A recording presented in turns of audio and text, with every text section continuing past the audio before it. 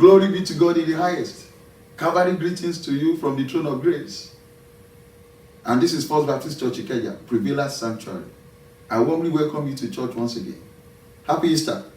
I'm believing that the joy of the risen Christ will grant you hope, will inspire you to greater things, will grant you strength. Not just this year, but even in years to come. Welcome to church. Praise the Lord. Our Bible reading for this special Easter Sunday service shall be taken from the Gospel according to St.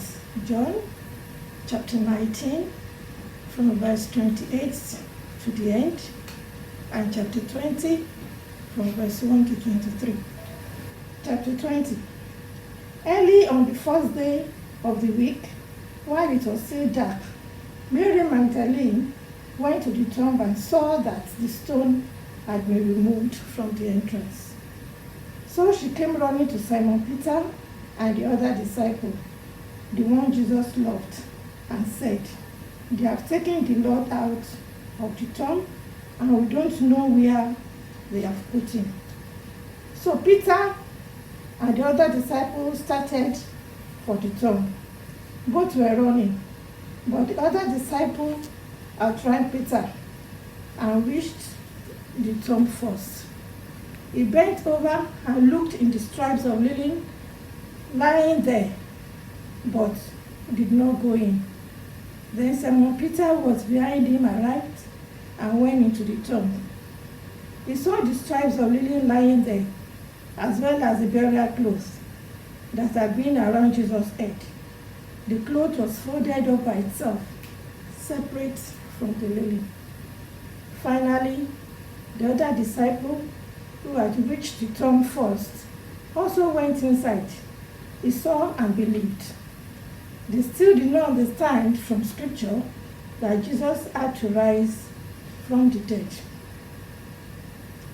Then the disciples went back to their homes, but Mary stood outside the tomb crying.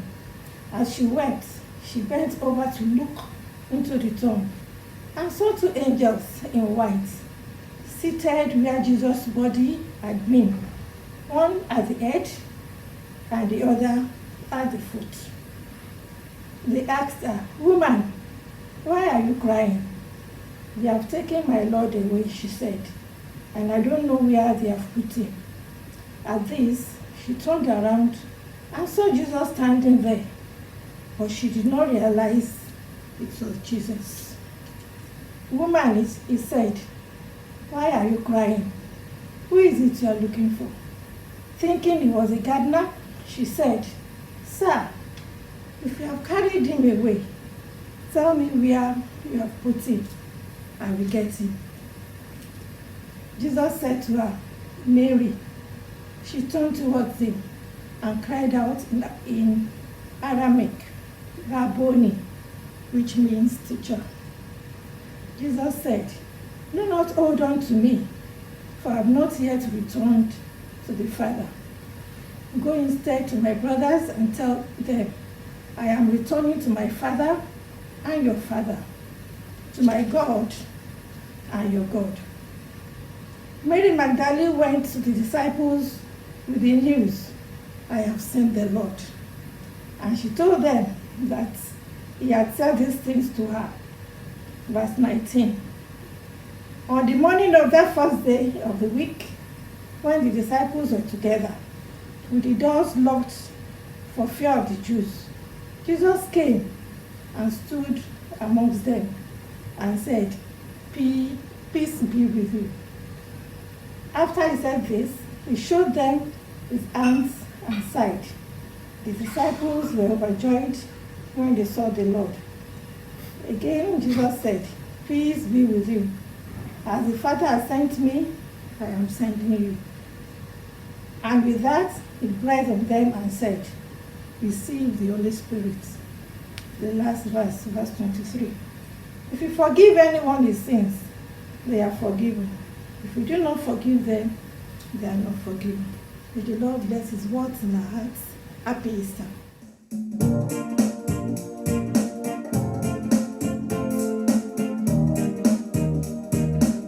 Hallelujah! It's time to worship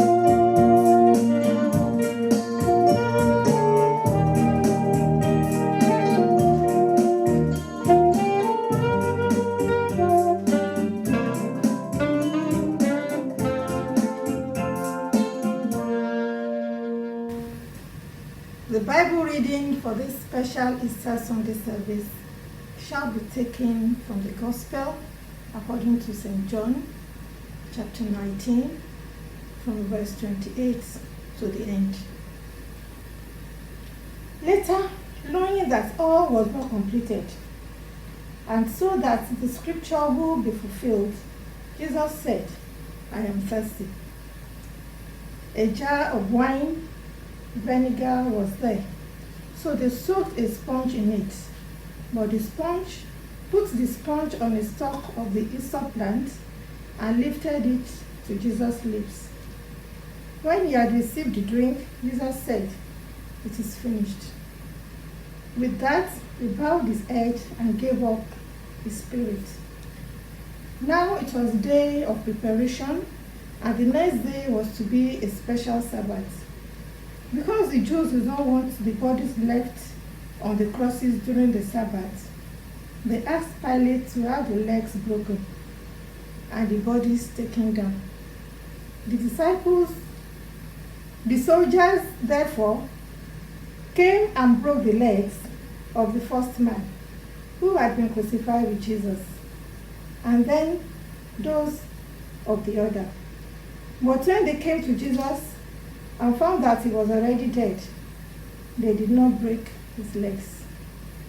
Instead, one of the soldiers pierced Jesus' side with a spear, bringing a sudden flow of blood and water. The man who saw it has given testimony, and his testimony is true. He knows that he tells the truth, and he testifies, so that you also may believe. These things happened so that the scripture will be fulfilled. Not one of his bones will be broken. And as another scripture says, they will look on the one they have pierced. Later, Joseph of Arimathea asked Pilate for the body of Jesus. Now, Joseph was a disciple of Jesus, but secretly, because he feared the Jews. With Pilate's permission, he came and took the body away. He was accompanied by Nicodemus, the man who earlier had visited Jesus at night. Nicodemus bought a mixture of myrrh and aloes, about 75 pounds. Taking Jesus' body, the two of them wrapped it with the spices in stripes of lily. This was in accordance with Jewish burial customs. At the place where Jesus was crucified, there was a garden, and in the garden a new tomb, in which no one had ever been laid. The last verse, verse 42. Because it was the Jewish day of preparation, and since the tomb was nearby, they laid Jesus there. May the Lord bless his reading in our hearts, in Jesus' name. Praise God. I warmly welcome you to church again. And this morning I would like to share with you, as we celebrate the risen Lord, on 3 last words of Jesus Christ on the cross, as recorded by the Apostle John in the Gospel according to St. John, chapter 19, verse 30. The Bible says, when Jesus therefore had received the vinegar, he said, it is finished, and he bowed his head and gave up the ghost. This was on Friday. On Saturday, there was dead silence in heaven and on earth. The earth was confused about whether Christ will rise or not, but heavens kept the promise. While the earth was confused, heavens insisted on the promise being kept. And on Sunday, he rose again. I want you to join me and worship him that sits upon the throne. As you sing and worship him, the one that sits upon the throne, the risen Lord, as you worship him together in these few minutes, I just want you to lift up your voices together with me so we could worship him, the coming King, the risen King, our Lord and Savior Jesus Christ. Can you hear the sound from heaven? Like the sound of many waters. It is the sound of worship coming from the throne. There are cries of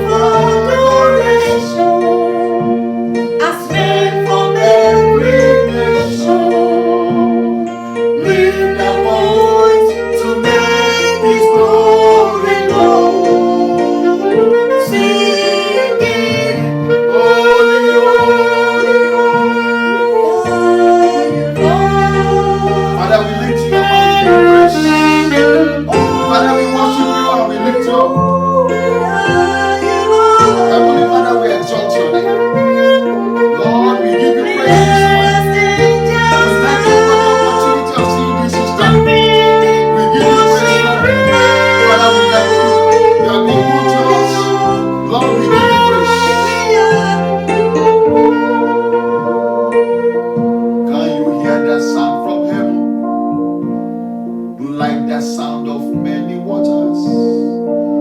Is the sound of worship from the throne. There are cries of adoration as men from every nation lift their voice to make His glory known, singing,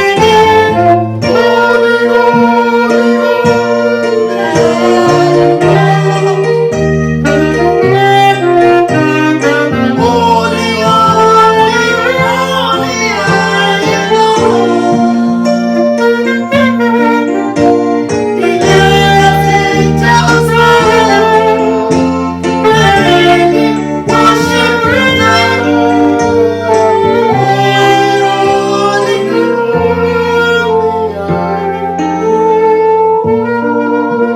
just close your eyes where you are and let me speak the right words into your life. Father, thank you for this moment. I ask that grace will rest upon every individual listening to me in the name of the Lord Jesus.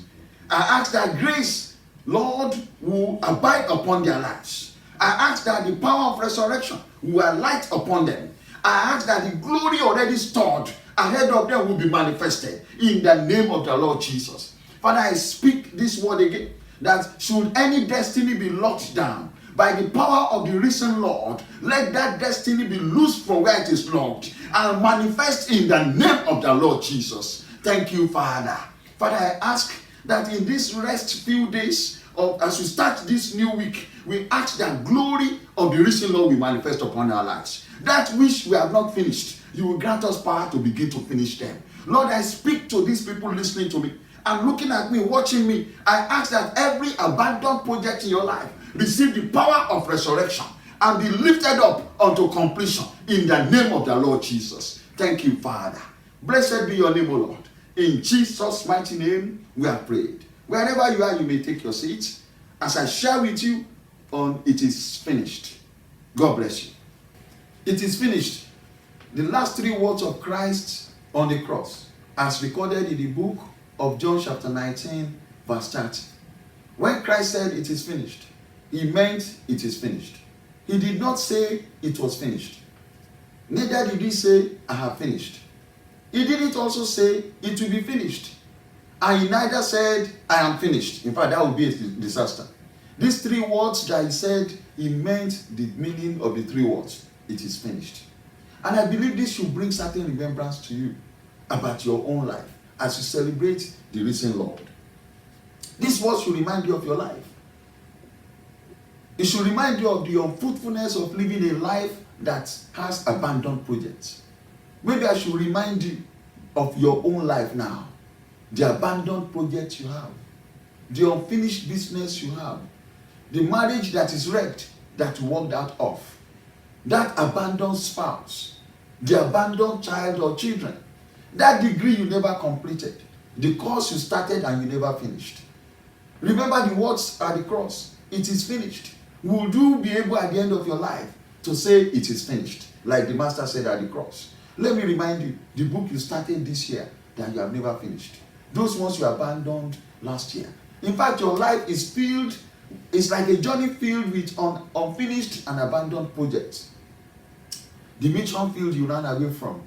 The call of God upon your life that you quit, that you never started. The ones you started and you never finished. The letter you wrote and you never sent. Those things that you plan to do. Maybe I should even remind you, the resolutions at the beginning of the year. The unfinished resolutions. The unattended resolutions. The abandoned resolutions of your life. Brethren, as you celebrate Easter, I bring your conscience to remembrance. Certain things about your own personal life. Those abandoned projects. One of the things the Lord has come to do by saying it is finished, it will bring the word finished into our lives. That our lives will begin to experience completion. That our lives will not continue to be abandoned projects. Our lives will not continue to be filled and cluttered with things that we will never be proud of. I'm believing that as we share a few things about the implication of these three words with you, the Lord will speak right into your hearts in the name of the Lord Jesus. Let me share number one truth about these 3 words, it is finished. When Christ said, it is finished, he meant it was finished in the past. It is finished for today, and it will remain finished even in future. Meaning that what Christ did at the cross, before he rose, the things he did after he rose, before he rose, and the things he did at that cross, they remain finished in your life. It was finished, it is finished, and it will remain finished in future. It tells you that he has collected the receipt about things of your life. In that receipt is what you need to show as evidence of payment in full for what the Lord has done for you. Number 2 thing I would like to share with you is the fact that when he said it is finished, he told you, and he's telling you today, and he will tell others that will come tomorrow, that the price of sin has been paid in full. Just like the Bible says, our sins were laid upon him. The chastisement of our iniquity was upon him. In fact, John the Baptist, when he saw him coming, he said, behold the Lamb of God who took away the sins of the world. As he stayed on the cross and died for us, everything that is called sin was laid upon him. So when he shouted, it is finished, he was saying to you, and he will be saying to those people coming tomorrow, like he said to those people that were there before him, like he said to the apostles, he paid the price of sin in full. It is finished. Number 3 thing I would like to share with you on the implication of it is finished is that the work of redemption is now complete. It was complete then, it is complete now, and it will remain complete. The work of bringing us back to God, the work of paying for all we have done before, the work of setting us free at liberty is now finished. In fact, did you know that the fact that Christ rose confirmed our redemption? He confirmed that we are also redeemed, and that we will rise with him. We will rise with him, and we will be there in his kingdom. In Galatians chapter 3, verses 10 and 11, the Bible says, for as many as are of the works of law are under the curse, for it is written, cursed is everyone that continues in all things which are written in the book of law to do them. But that no man is justified by the law in the sight of God, it is evident. For the just shall live by faith. By what he did at the cross and by his resurrection, our redemption was complete. Our redemption was complete. Number 4, we are reconciled back to God. Oh, brethren, let me tell you, God is no longer annoyed with you. Our King is no longer annoyed with you. He has brought you into reconciliation with him. He is only annoyed with those people that have decided not to take advantage of this reconciliation. Christ reconciled us to God. You know, the journey of reconciliation, when he said it is finished, was complete. At that point in time, the journey of reconciliation was complete. And today it is complete. Tomorrow it will be complete. I want to assure you that if you just come closer to him and God just draw near unto him, you will find that you are reconciled back to him. That journey of reconciliation is complete. Number 5, the victory over the enemy, or the victory of the enemy over you, has finished. Before Christ died on the cross, the victory the enemy had over you was sustained. If you are still experiencing the victory of the enemy over you, it means you have not taken the advantage of the death and resurrection of Jesus Christ.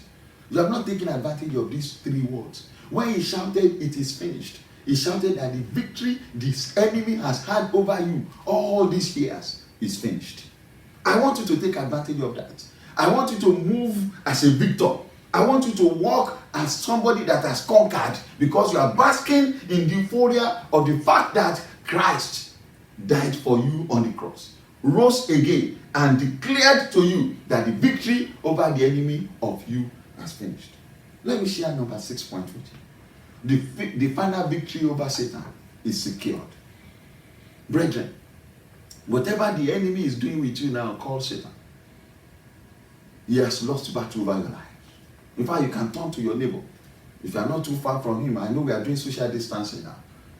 Just ensure that it's not too close to you. Tell him the victory over enemy over you, the victory of Satan over you is over. The God, our living God, has secured that victory for you. You are now free from the bondage of the enemy. And that is what the Lord has come to do. as we celebrate Easter, let me remind you and place it in your heart that the victory that you have over Satan is secure. In fact, as he rose, he has told you what Satan has been holding on to in terms of death is brought into judgment. You now have victory over death. The sting of death is gone. Hallelujah. Now, finally this morning, let me share with you that when Christ said it is finished, it tells you the effect of course on you is finished. As he hung on the cross, before he was taken to the tomb, before he rose again, when he shouted it is finished, right on the cross, the whole thing about sin, the implication of sin, the effect of sin, which is the cause from the law, was upon him. He freed you from that cause when he shouted it is finished. Maybe I should read one passage to you, a passage I love so much. It's in Galatians chapter 3, verses 13 and 14. Hear what the Bible says. It says, Christ hath redeemed us from the curse of the law, being made a curse for us. For it is written, cursed is everyone that hangs on a tree, that the blessing of Abraham might come on the Gentiles through Jesus Christ, that we might receive the promise of the Spirit through faith. Brethren, you know, I'm deeply excited this morning about celebration of Jesus Christ, especially the risen Lord. I'm excited because when we sing the song, Abraham's blessings are mine, it's because of what the Lord did at Calvary and the fact that he rose again. Maybe I should remind you, anytime you sing that song, remember Christ is risen. Remember that he paid that debt at Calvary for you. Remember that the promises God had given unto Abraham, that he will prosper, that he will have dominion, that he will subdue, those promises are available for you even today because of Christ that died and rose again. And these promises are done by faith. The Bible says in Galatians chapter 3 verse 14 that the blessings of Abraham might come on the Gentiles through Jesus Christ, that we might receive the promise of the Spirit through faith. Maybe as I was talking to you, maybe the Lord spoke to your heart and you remember abandoned projects of your life. You remember that if you die today, that there will be too many unfinished projects. That if you have to face the kingdom, face God on the throne, it will be difficult. Today is the day of salvation. As you spend this time rejoicing and celebrating, don't let his death and resurrection go in vain. I invite you to come meet with him. The Bible says, draw near unto God, and he will draw nigh unto you. This is a moment of decision, a moment of drawing nigh. If you are there and you are listening to me, you are watching me, I thank God for your life. I'm believing that you have already accepted him. Maybe you have not accepted Christ as your Lord and Savior. Then it means the risen Christ will not be useful to you. His resurrection will be useless. And we don't want you to see him in judgment. I invite you to draw near to him. Tell him that you are a sinner. Tell him that he paid for your sin in full. Tell him that he has saved you on the cross and that you have come to accept that salvation. Tell him that you want him to be your Lord, his Lord, and your Lord is you want him to be your Lord and Savior. You want him to be right inside you. The Bible says in Revelation chapter 3, behold, I knock at the door. If any man open his door to me, the door of his heart to me, I will come in. He's ready, he's available to come into you and help you. Especially during this time of undefined circumstances, when we have siege around us, when we do not have liberty to do what we can do. You know that we are drawing near to the end of the world. And should the world end, where will you spend eternity? Just lay your hand on your chest as you do so and tell him, Father, come into my life. I accept you as my Lord and Savior. I confess that I'm a sinner. I want you to be my King, my Lord, and my Savior. I say, thank you, Father, for saving me. If you have prayed that prayer, I congratulate you. And I'll pray with you quickly before I pray with our other brethren. Because today we must pray about certain things. And Father, we thank you for these ones that have accepted you as their Lord and Savior. I pray that the impact and implication of the truth of the risen Lord will be their portion in the name of the Lord Jesus. I ask that you save them indeed. And I ask that you write their names in the book of life. And so shall it be. So all of us will meet together at the throne. when the world is over. And there's a new heaven and a new earth. Thank you, Father. In Jesus' mighty name, we are praying. I congratulate you for taking that decision. I'm happy that you have taken him as your Lord and Savior. I encourage you to find time to worship with us like this on Sundays. And wherever you are, whatever church you are, I encourage you to be there and worship with other brethren and grow in grace. Thank you. Brethren, may I enjoin that we pray together on the abandoned projects of your life. This is the way the Lord is leading us this morning. That we take advantage of the risen Christ. That we begin to pray about things we have not finished. Things we should have finished for the kingdom that we have not finished. I want you to lift up your voices wherever you are. Just begin to tell him that, Lord, you recognize the fact that there are things you have not finished in your life that you should have finished. Those things you have abandoned that are right for your life, that the Lord will begin to inspire you from this moment to go back to them. Maybe you abandoned your children. This may be the time. This is the time. It's the day of salvation to call those children and to return to them. Maybe you have abandoned marriage. Maybe you have abandoned your spouse. This is the time to make that call. Tell the Lord, grant me strength. Lord, help me. Maybe you abandoned projects, building projects. Maybe you abandoned your degree as a student. You left and you are running up and down. The risen Christ is here to help you. Maybe there are even resolutions you have done for this year. You have abandoned. You can bring up those resolutions and say, Lord, help me. In this midst of prayer, there is power available for us. Pray that prayer. Tell the Lord, help me. Grant me grace. Grant me new inspiration. I receive new strength to go ahead and do that which I've abandoned. Those things that are for the kingdom. Maybe you even abandon your call. Maybe you are sent to the mission field and you are in town. Maybe you are in town and you are supposed to be in the village. Maybe you are over there and you are supposed to be here. Tell the Lord that, Lord, return me to where I belong. Return me to where I belong. Tell him. And I pray that the Lord will answer you. Now, as we move forward, I also want you to pray that the spirit of completion will arise upon your life. You know, when Christ rose, it was an evidence of completion. Oh, maybe next week when we have opportunity, we'll talk further on this. It was an evidence of completion. Ask that God will grant you the spirit of completion, that you will not be any close to anybody who has the spirit of incompletion in his life. Ask God to baptize you into the spirit of the risen Lord, the spirit that completes things. Thank you, Father.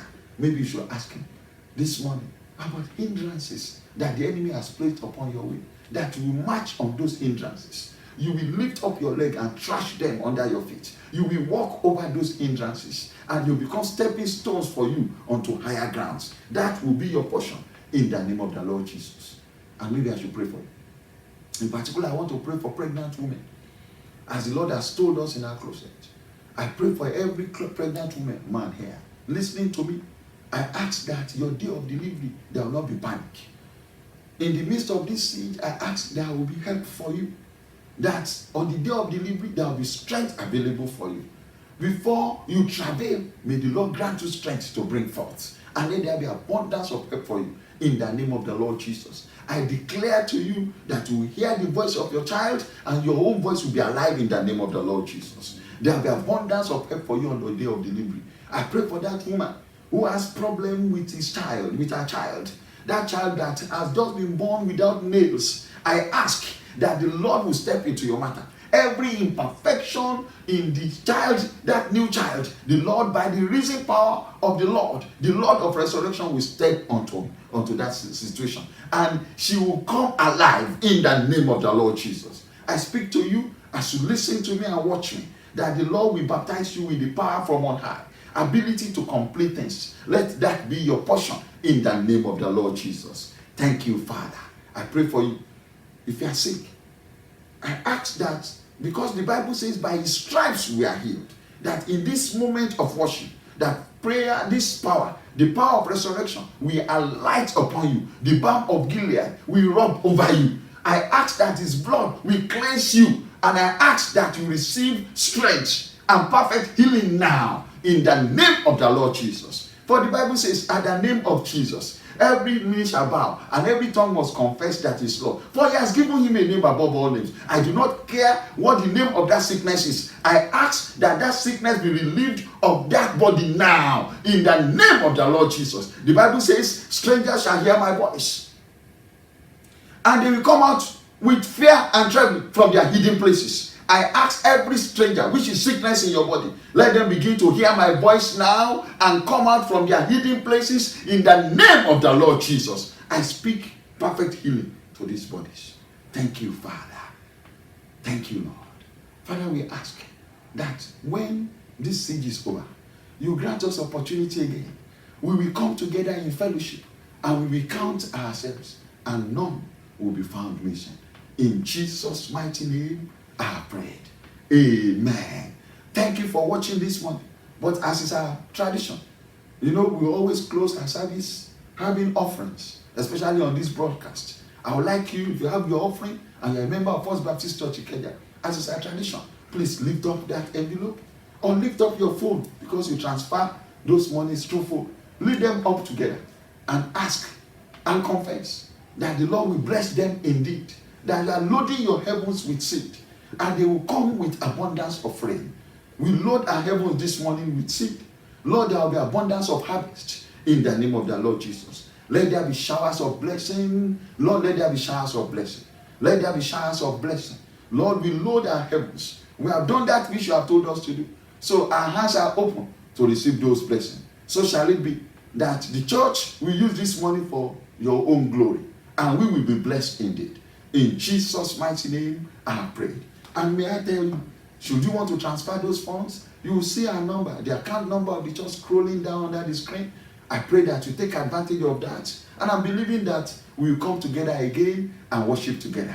Shall we share the grace as we go this morning? Can you just close your eyes? And now may the grace of our Lord Jesus Christ, the love of God, and the sweet fellowship and communion of the Holy Spirit be with you. Grant you victory every day of your life. Protect you among this siege. Prevent you from sicknesses and diseases. Grant you strength from above. Not just for you, even for your family members, for your children, those that are far and those that are now. Those that are near. Starting from now and forevermore. Amen. God bless you. We hope to see you again next Sunday by the grace of God, 8 a.m. and watch us live in Jesus' mighty name. God bless your week. Happy Easter. Amen.